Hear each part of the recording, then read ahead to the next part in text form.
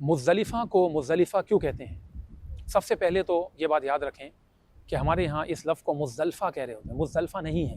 یہ عربی زبان کا لفظ ہے، اس کا درست تلفظ ہے مزدلفہ، اور اس کے کئی معنی ہیں، اور اہل لغت نے اس کی توجیحات میں یہ کہا کہ اسے مزدلفہ کہنے کی ایک وجہ یہ ہے کہ ازدلاف کے ایک معنی عربی زبان میں ہوتے ہیں قرب کے، کسی جگہ کے قریب ہونا، کیونکہ یہ منا سے قریب ہے اور منا سے متصل ہے، اس لیے اسے مزدلفہ کہا جاتا ہے۔ اور کئی اہل علم نے یہ کہا، اور یہ بات بڑی مشہور بھی ہے، کہ مزدلفہ کو مزدلفہ اس لیے کہتے ہیں کیونکہ یہاں بہت سارے حجاج کرام اور لوگوں کی گیدرنگ ہوتی ہے، تو عربی زبان میں ازدلاف کے ایک معنی جمع ہونا، گیدرنگ کرنا بھی ہوتے ہیں، تو کیونکہ مختلف جگہوں سے حجاج کرام آ کے یہاں جمع ہوتے ہیں اور بہت بڑا ایک کراؤڈ ہوتا ہے، اس لیے اس جگہ کو عربی لغت کے لحاظ سے مزدلفہ کہا جاتا ہے۔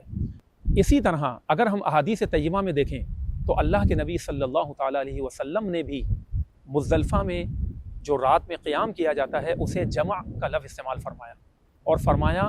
کہ مزدلفہ میں ٹھہرنا جمع ہے، احادیث میں جمع کے بھی لفظ آئیں، تو اس سے بھی پتہ لگتا ہے کہ مزدلفہ کے معنی گیدرنگ کرنا، جمع ہونے کے ہیں۔ لہٰذا اللہ رب العالمین سے دعا ہے کہ مالک ہم سب کو بار بار ہر سال حج بیت اللہ کی سعادت عطا فرمائیں، اور منا عرفات کے ساتھ ساتھ مزدلفہ میں بھی رات میں قیام کی توفیق عطا فرمائیں، کہ بے شک رب العالمین خاص تجلی فرماتا ہے ان راتوں میں اور ان دنوں میں کہ جو ایام حج ہوتے ہیں، رب العالمین ہمیں حج مبرور اور حج مقبول کی سعادت عطا فرمائے۔